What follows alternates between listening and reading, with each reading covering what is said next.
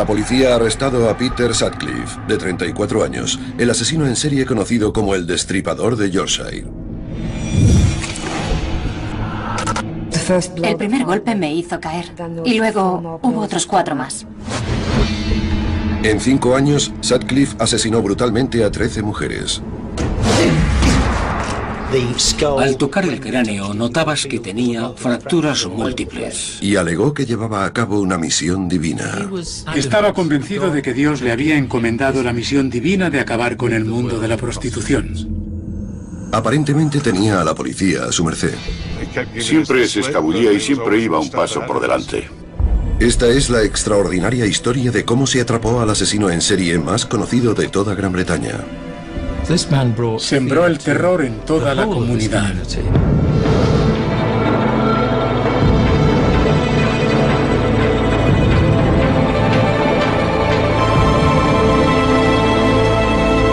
Asesinos en serie, el Destripador de Yorkshire.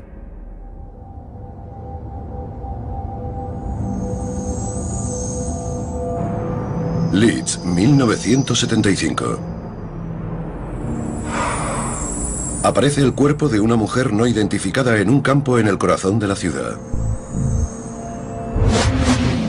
Es la 4ª prostituta asesinada que constata la policía ese año. Pero este caso es diferente.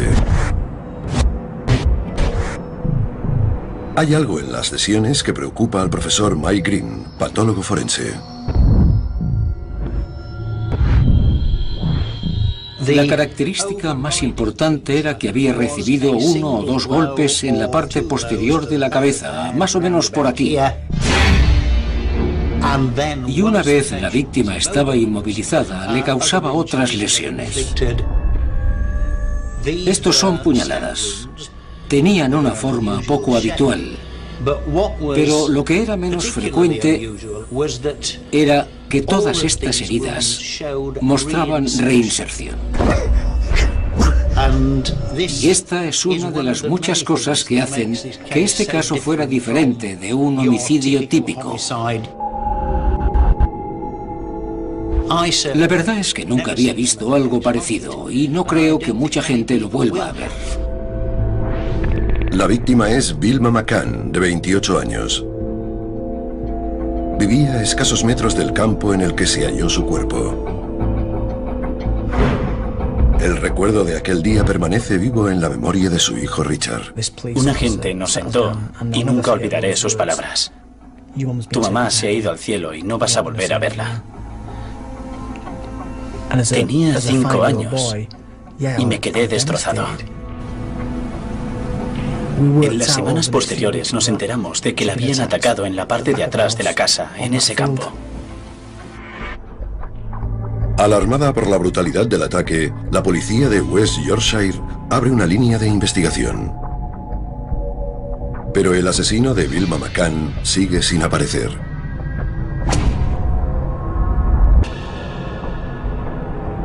Doce semanas después, aparece otro cuerpo en los callejones de Leeds.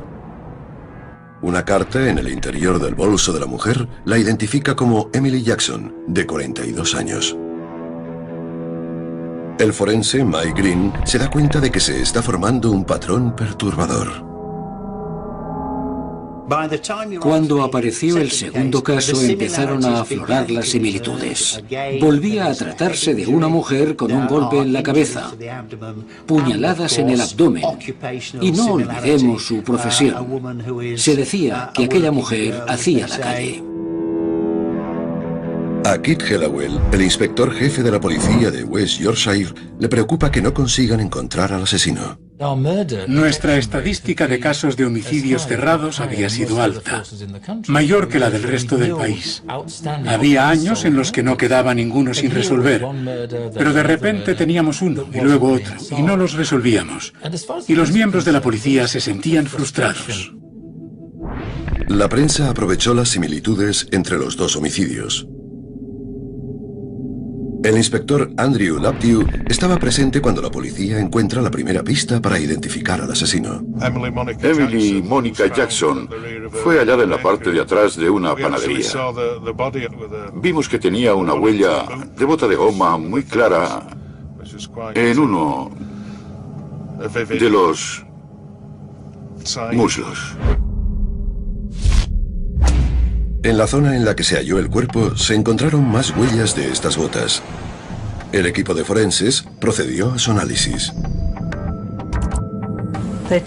Se hizo un molde de las botas en escayola porque se dieron cuenta de que así tendrían una idea de la talla del calzado que había dejado la huella. Tenían un patrón de pisado con el que podían empezar a trabajar. Cuando el equipo de forenses descubre que la huella pertenece a una bota de trabajo de la talla 40, sospechan que el homicida puede ser un obrero.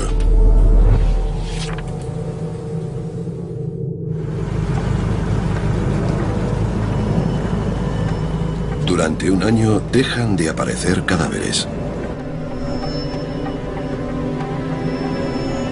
El rastro desaparece y se deja de hablar de un asesino en serie. ¿Se te ocurre a dónde podemos ir?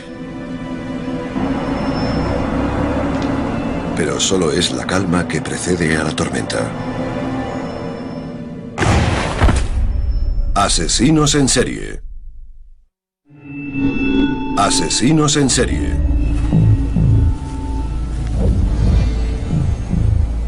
Se han hallado los cadáveres de dos mujeres asesinadas de forma sospechosamente parecida en la ciudad de Leeds. La prensa sospecha que las muertes son obra de un asesino en serie. A pesar de que se lleva a cabo una investigación policial intensiva, el agresor sigue tan esquivo como siempre. Hace un año desde que se descubrió el último cuerpo. La teoría del asesino en serie parece infundada.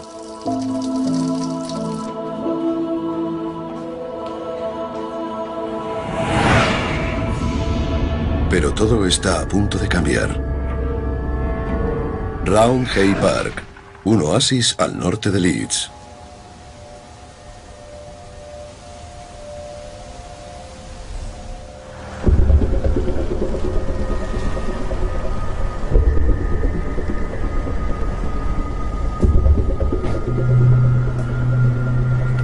El 5 de febrero de 1977, la tranquilidad del parque se ve amenazada.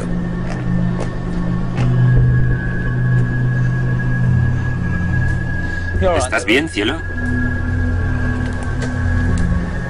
Vamos, ¿cuánto tiempo vas a tardar?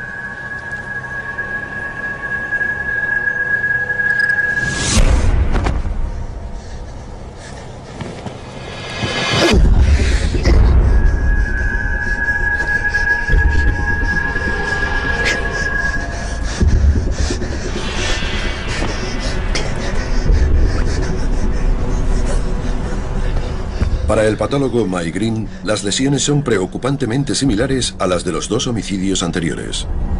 Cuando apareció el tercer cuerpo, vimos que volvía a tratarse de un golpe en la cabeza y de puñaladas en el abdomen, así que por aquel entonces estaba claro que era un asesino en serie. Los peores miedos de la policía se confirman. Se trata de un asesino en serie. Los agentes veteranos que trabajaban en las primeras fases del caso iban atando cabos respecto al método utilizado para atacar a las víctimas. Las golpeaba en la cabeza con un martillo y después las apuñalaba con saña. Era evidente que se trataba de una sola persona. La víctima era Irene Richardson, de 28 años. Alrededor del cuerpo había manchas de barro, lo que apuntaba a otro inquietante giro en el homicidio. Quien quiera que lo hiciese se puso en la posición de la primera persona que la viese y que daría la vuelta a la esquina. Y casi como un productor de cine o televisión, nos lo podemos imaginar haciendo un encuadre y diciendo, no, así no está bien. Voy a separarle las piernas un poco más. Arrastró su cuerpo al menos 2 veces, quizá 3, para conseguir el máximo impacto. Y allí estaban las marcas en el suelo. No solo colocó el cuerpo, sino también sus pertenencias. Le puso las botas con cuidado y dispuso el contenido del bolso perfectamente a un lado. Tras examinar la zona se descubrió algo en lo que el asesino no pensó. huellas de neumáticos. La policía elaboró rápidamente una lista de los coches que utilizaban las mismas ruedas y empezó a localizar a los 53.000 propietarios de esos coches de diferentes modelos. A pesar de contactar con más de 30.000 propietarios, no obtienen más información y se detiene la búsqueda. Es un gran golpe para la policía. La verdad es que estábamos muy deprimidos porque se estaban produciendo asesinatos y no íbamos a ningún sitio a pesar del gran esfuerzo que se estaba llevando a cabo con la investigación. Tras 3 muertes, la policía no está ni cerca de atrapar al homicida. Aunque 18 meses antes les habían dado la descripción de un agresor cuyo método de ataque coincidía con el del asesino.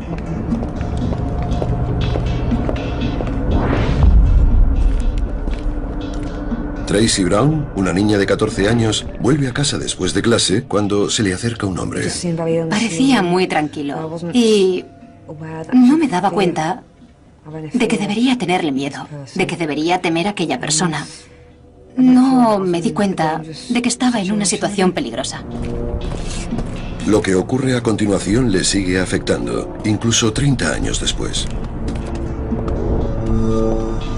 Sentí un golpe seco. No me dolió. Fue tan fuerte que me dejó sin sentido. Me caí y cuando estaba en el suelo me volvió a golpear. Ni siquiera tuve miedo, solo recuerdo que le decía, para, por favor. Importunado por un coche que pasaba por la zona, el agresor de Tracy se da a la fuga. Aunque pasa una semana en el hospital, Tracy puede darle a la policía una descripción clara del sujeto. Tenía el pelo oscuro, tipo afro. Una barba espesa y muy oscura, complexión fuerte, ojos muy oscuros, casi negros. Pero aún con la descripción, la policía no encuentra a un sospechoso convincente.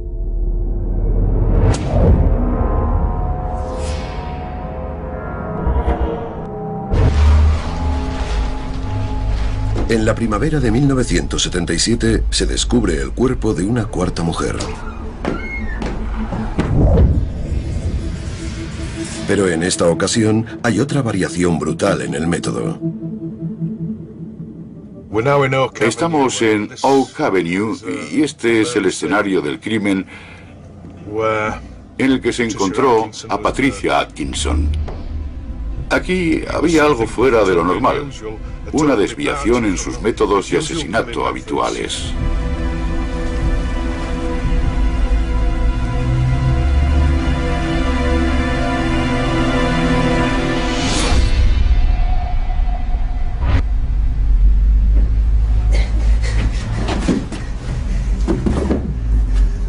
Es la primera vez que se encuentra un cuerpo en el interior. Y el ataque muestra indicios de una violencia que va en aumento. Las lesiones de la cabeza eran muchísimo más graves. Bajo la piel, el cráneo era como una bolsa de canicas, como solemos llamarlo. Al tocarlo, notabas que tenía fracturas múltiples.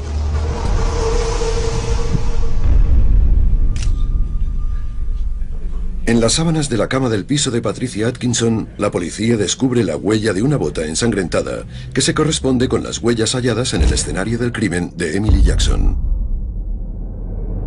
Pero aparecen más pruebas.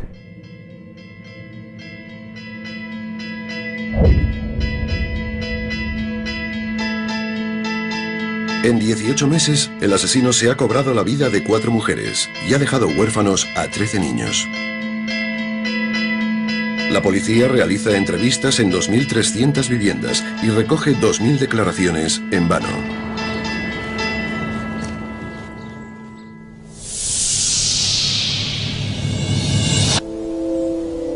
Nueve semanas después, el cuerpo de una chica de 16 años, llamada Jane McDonald, aparece en un parque infantil.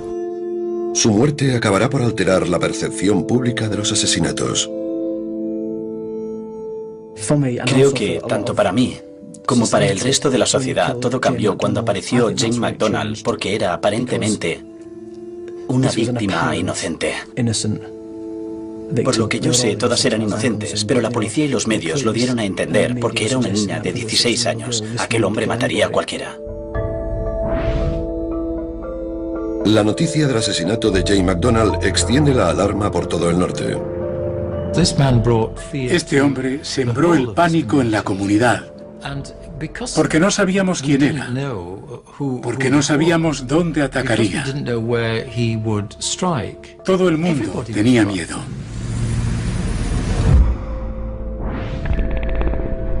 Tras el asesinato de Jane McDonald, George Oldfield, subdirector de policía, se pone al frente de toda la línea de investigación.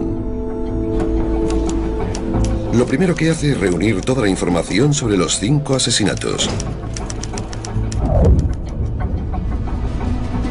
El volumen de información recabada es enorme. Oldfield empieza intentando cruzar los datos de todas las pruebas. Bueno, escuchad. Todos tenemos que obtener declaraciones más detalladas. Y quiero que lo registréis todo en tarjetas ordenadas con un índice. Manos a la obra.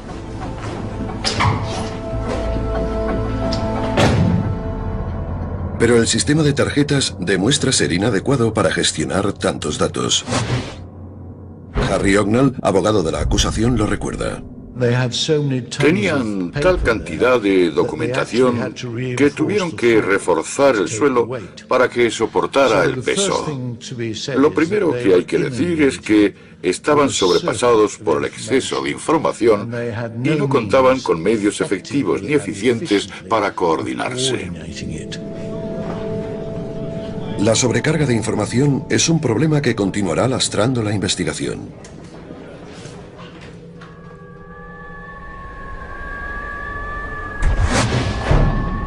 La 6ª víctima del asesino se encuentra en una parcela cercana a un cementerio de Manchester. El cuerpo corresponde a Jean Jordan, de 20 años.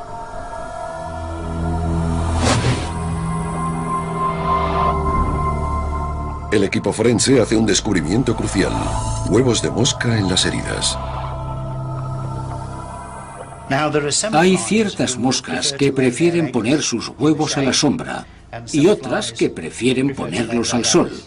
Y en lo que sería el lado del cuerpo que quedaba expuesto al sol, se encontraron huevos de mosca que prefieren la sombra. Le dije a la policía que aquel cuerpo llevaba 2 o 3 días completamente a la sombra y que lo habían sacado al exterior. La policía dedujo que el asesino había vuelto al cuerpo para buscar algo que se había dejado. La búsqueda alrededor del cuerpo se intensifica. En un jardín cercano se encuentra un bolso de mano. En un bolsillo oculto hay un billete de 5 libras nuevo. La policía creía que el asesino podría haberle dado el billete a la víctima. El billete de 5 libras se rastrea desde el Banco de Inglaterra hasta Yorkshire y la policía obtiene una lista de 35 empresas que podrían haber usado aquel billete para pagar a sus empleados. Una de ellas es TWH Clark, una empresa de transporte donde Peter Sutcliffe trabaja conduciendo un camión. Como posible receptor del billete de 5 libras, la policía interroga a Sutcliffe. Vamos a pasar por donde vivía Peter Sutcliffe. Esta es la casa en la que vivía con su mujer Sonia. La policía le pregunta a Sutcliffe dónde estaba la noche en que Jean Jordan fue asesinada. Anoche dimos una fiesta. Lo recuerdo porque acabé llevando a unos cuantos a casa. ¿Verdad? ¿Te acuerdas, no? Sí. Sutcliffe explicaría más adelante por qué la policía no dudó de su coartada. En aquel momento Sutcliffe se escapó por los pelos. Aquel fin de semana la policía había realizado 400 entrevistas y más adelante reconoció que los agentes estaban tan cansados que cualquier cosa que les hubiera dicho lo habrían creído. El fracaso de la investigación relacionada con el billete de 5 libras acaba en tragedia. Menos de 6 meses después de la entrevista con Sutcliffe, aparecen los cuerpos de Yvonne Pearson y Helen Reitker. En mayo de aquel año, descubren a la 9ª víctima, Vera Millward, de 40 años. La prensa ya había apodado al asesino el Destripador de Yorkshire. La caza del Destripador se intensifica. Se da paso a una investigación encubierta y se anotan las matrículas de los coches que frecuentan zonas de prostitución. La policía busca coches que se localicen en 2 o más distritos. Y un nombre empieza a repetirse.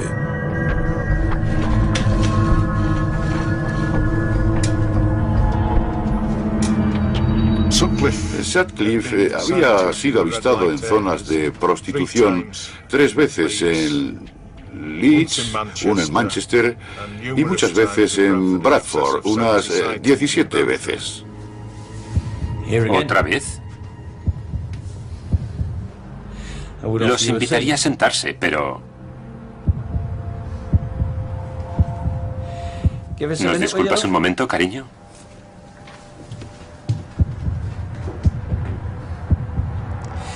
¿Cuántas veces tengo que repetirlo? Paso por el centro de Bradford cuando vuelvo a casa. Y llevo siglos sin pisar Leeds. No tengo nada que pintar allí. Así que, si no les importa...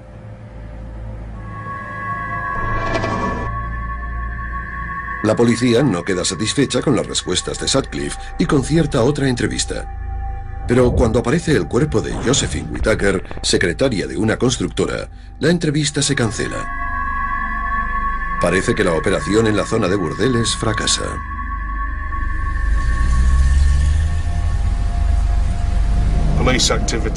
La actividad policial era tan intensa que lo habrían localizado en las zonas de prostitución. Así que decidió seleccionar a sus víctimas en otra parte, lejos de los prostíbulos. El análisis forense del escenario del crimen de Whittaker revela una huella de bota. Una zona muy gastada en la suela de la bota derecha indica que el asesino podría conducir largas distancias. Es una pista más que apunta a Sutcliffe como el asesino. Pero entonces la policía recibe una prueba aparentemente crucial y acaba siguiendo otro camino, lo que tendrá consecuencias trágicas. Asesinos en serie. En menos de 4 años, el asesino conocido como el Destripador de Yorkshire se trata de 10 mujeres. La policía británica lleva a cabo la mayor caza de su historia. Un camionero llamado Peter Sutcliffe ha sido interrogado 4 veces en relación con los asesinatos. ¿Se estará estrechando el cerco alrededor del Destripador de Yorkshire?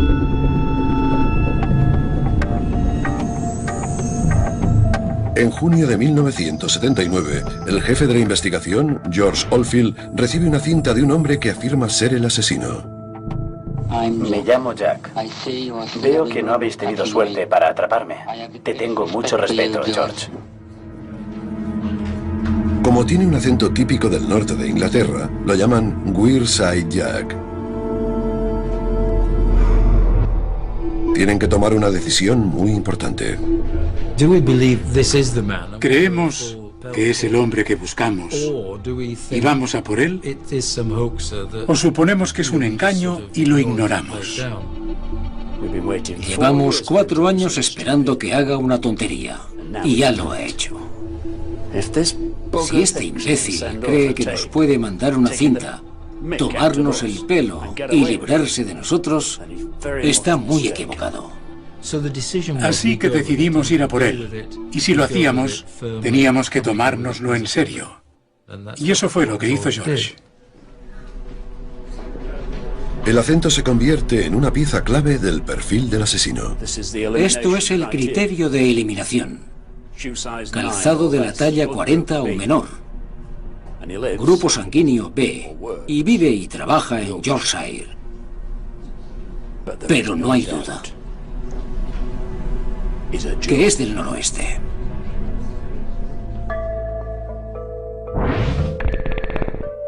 Gracias a la cinta, la policía inicia una campaña publicitaria a nivel nacional. Uno de los recuerdos más vivos que conservo de aquella época es de cuando la policía de West Yorkshire recibió la cinta. Me llamo Jack y no estáis ni cerca de cogerme, aunque haya empezado esto hace 4 años. La escuché una noche y pensé, Dios mío, ese es el hombre que mató a mi madre y me va a matar a mí también. Y aquel recuerdo escalofriante me persigue desde entonces. La policía recibe instrucciones de continuar con las entrevistas para tomar nota de los acentos de los hombres interrogados. Andrew Laptew va a interrogar a Peter Sutcliffe. Le explicamos qué queríamos y nos invitó a pasar a su salón. No sé por qué no dejan de molestarnos. Mis compañeros de trabajo han empezado a llamarme destripador. Y ya me estoy cansando. En aquel momento intentábamos romper el hielo con Sonia. Es tu oportunidad para librarte de tu marido, si quieres. Normalmente la gente reacciona, se ríe o algo así. Pero Peter Sutcliffe y Sonia no dijeron nada. No contestaban nada, ni una risa. Me pareció un poco extraño. ¿Nos traes una taza de té?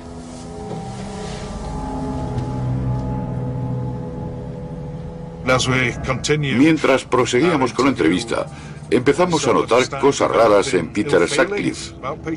Era muy reservado, muy indiferente. Miren, yo no frecuento prostitutas. Nunca lo he hecho. ¿Por qué iba a hacerlo?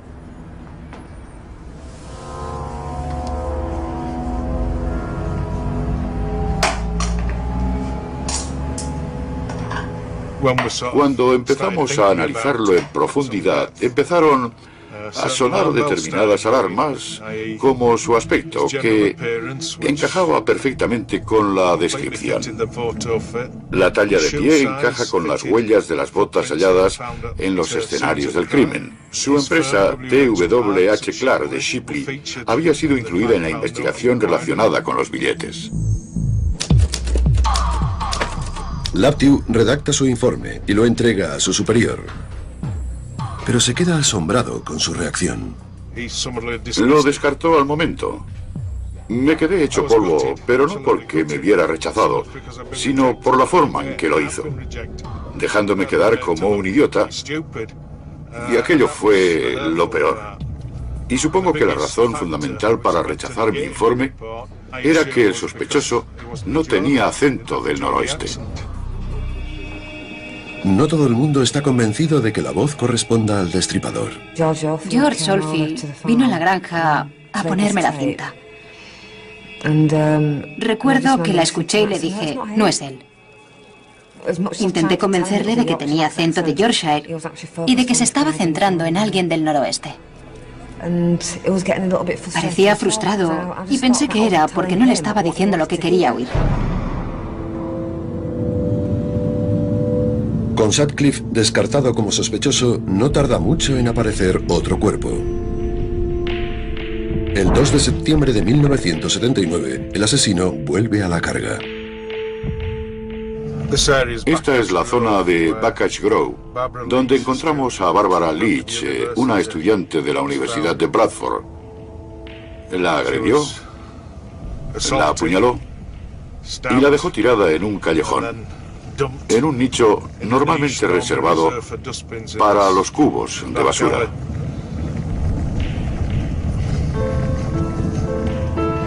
otra víctima inocente. Es un gran revés para la policía. Si eres agente de policía y ayudas y quieres a una comunidad, te preocupas, formas parte de ella y compartir todo aquel dolor fue horrible.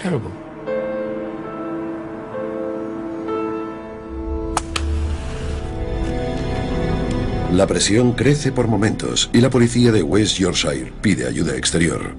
George, ¿por qué no llamamos a Scotland Yard? ¿Scotland Yard? Esos inútiles ni siquiera han atrapado a su destripador. Venga. Vete a casa.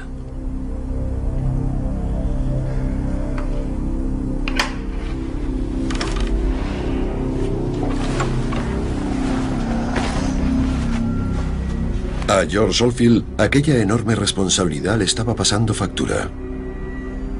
La enorme cantidad de información que recibía era extraordinaria y era imposible que una sola persona lo soportara.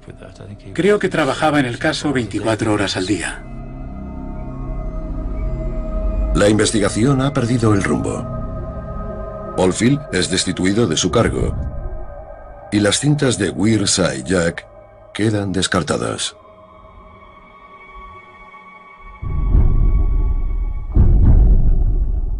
Entre agosto y noviembre de 1980, el destripador se cobra la vida de 2 víctimas más. Margaret Walsh, funcionaria, y Jacqueline Hill, estudiante. 6 de los mejores policías del país acuden para ayudar con la investigación. Se les conoce como la Superbrigada del Destripador. Uno de los miembros más importantes es el profesor Stuart Kind, forense. Usando los conocimientos adquiridos en las fuerzas aéreas británicas, Kind idea una técnica totalmente nueva para dar con el destripador. Al cruzar los datos de los lugares y las horas de cada ataque, Kind concluye que probablemente el asesino sea de Bradford, la ciudad en la que vive Peter Sutcliffe.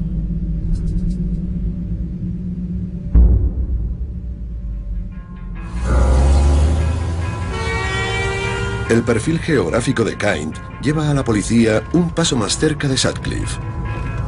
¿Pero cogerán al asesino antes de que vuelva a matar?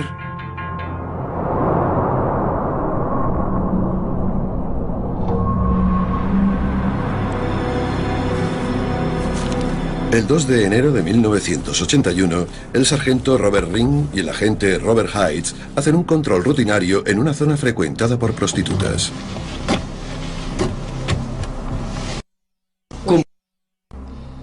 John Williams. ¿De dónde es, señor Williams? De Rotherham. ¿Quién es ella? Mi novia. ¿Cómo se llama? No lo sé, no hace mucho que la conozco. ¿Está de broma? ¿Le parece que haya caído de un árbol de Navidad?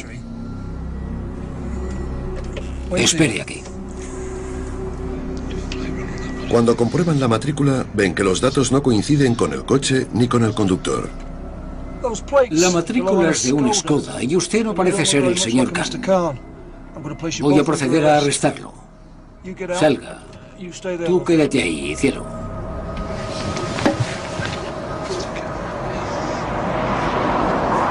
¡Alto! ¿A dónde cree que va?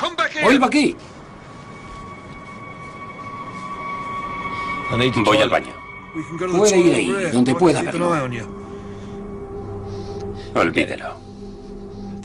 Lo llevaron a comisaría y allí empezaron a sospechar que igual no era un cliente, sino que podía ser el auténtico destripador. Al día siguiente, la brigada del destripador interroga a Sutcliffe. Llevé a 3 personas a su casa. Me ofrecieron 10 libras por llevarlos y lo hice. Y solo me gasto el dinero con una prostituta cuando voy a Sheffield. Creía que había dicho que no frecuentaba prostitutas. Yo no. Quería decir que No me acuesto con ellas. Solo hablamos de los problemas que tengo en casa. ¿Me está diciendo que nunca se ha acostado con una prostituta? ¿Cuántas veces? El aspecto de Sutcliffe, la talla de pie y su zona de residencia coinciden con el perfil del sospechoso, pero sin pruebas sólidas, Sutcliffe saldría bajo fianza. ¿Conseguiría librarse una vez más de la policía? Asesinos en serie. Salga.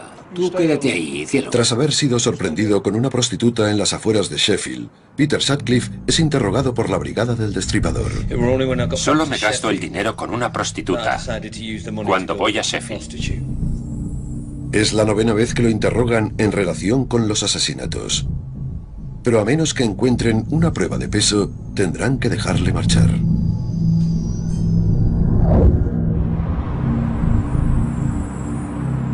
Cuando el sargento Robert Ring se entera de que el hombre que ha arrestado la noche anterior está siendo interrogado por la Brigada del Destripador, decide seguir una corazonada. Recuerda que Sutcliffe había desaparecido unos segundos. ¡Alto!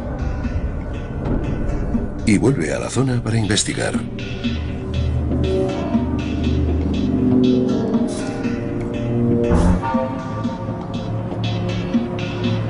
Resulta ser una decisión de vital importancia. La policía le muestra a Sutcliffe sus hallazgos. Creo que os estáis acercando. ¿A qué?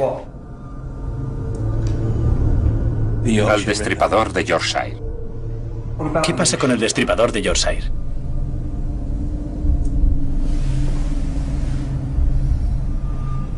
Soy yo.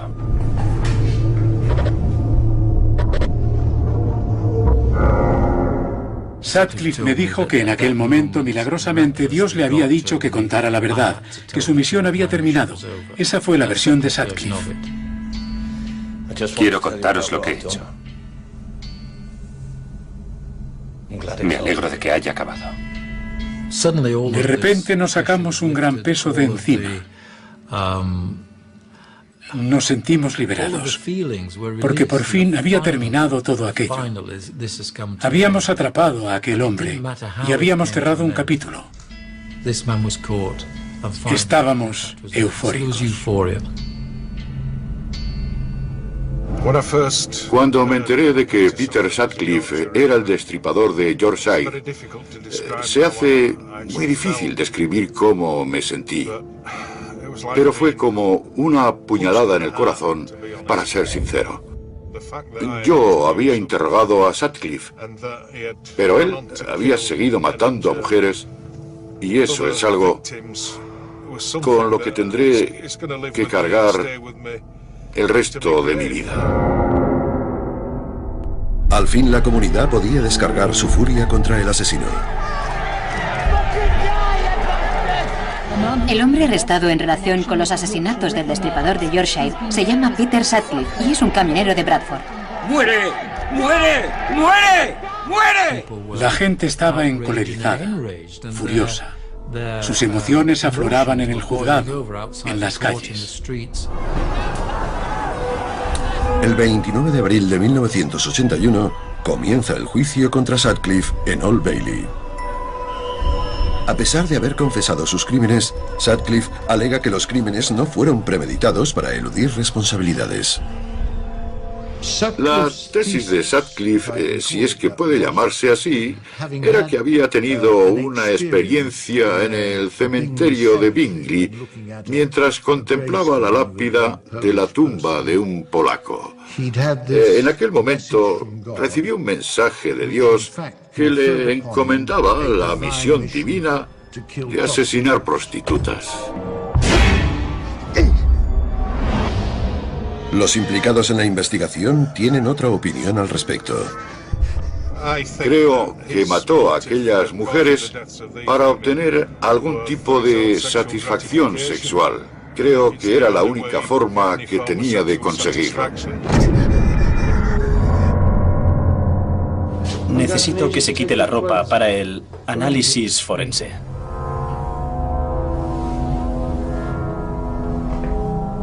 La idea de que Sutcliffe es un depredador sexual queda reforzada con la extraña prenda que llevaba en el momento de su detención.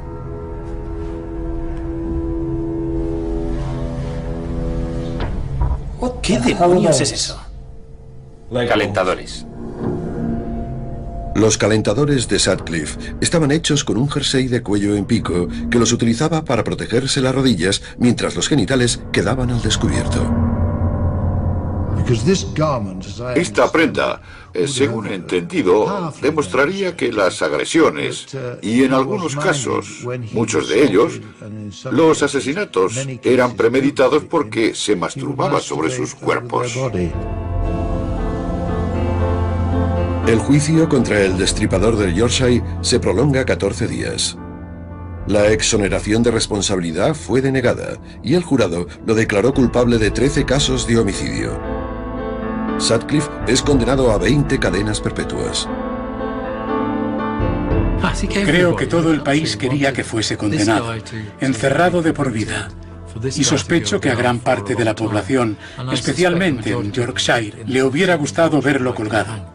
Y eso era lo que yo pensaba, que deberían haberlo colgado. Pero para la policía, la euforia no dura demasiado. Aparece un informe que ridiculiza los 5 años que la policía había dedicado a la investigación.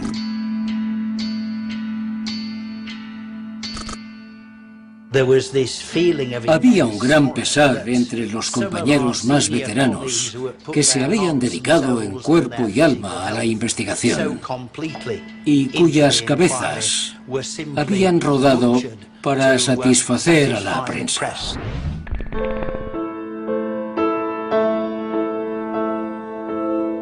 El informe acaba definitivamente con la carrera de George Oldfield. 2 años después de jubilarse, Oldfield fallece con solo 61 años.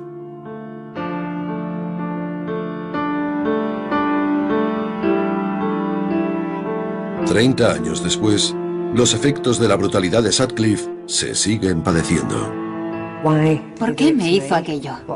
¿Qué le pasaba por la cabeza? ¿Cómo se sentía? ¿Tiene remordimientos por lo que hizo? No solo por mí, sino por todas las demás. ¿O es que no tiene nada dentro y es simplemente malvado? He visto cómo ha afectado a mi familia, a mis hermanas, sobre todo a Sonia, la mayor, que creía que no merecía sobrepasar la edad de mi madre, que murió a los 28. Cuando Sonia los cumplió, se puso peor porque creía que no merecía vivir. Y desgraciadamente, Sonia se suicidó en diciembre. Las pasadas Navidades y... todo eso se lo achaco a lo que hizo Peter Sutcliffe la noche que mató a mi madre. En 2006, John Campbell, de 50 años, admitió haber enviado las cintas falsas y fue condenado a 8 años por obstrucción a la justicia. Más tarde, Peter Sutcliffe le confesó a Keith Hallowell que había agredido a Tracy Brown. En 1984, Sutcliffe fue transferido al Hospital Psiquiátrico Penitenciario Bradmoor, donde permanece hoy en día.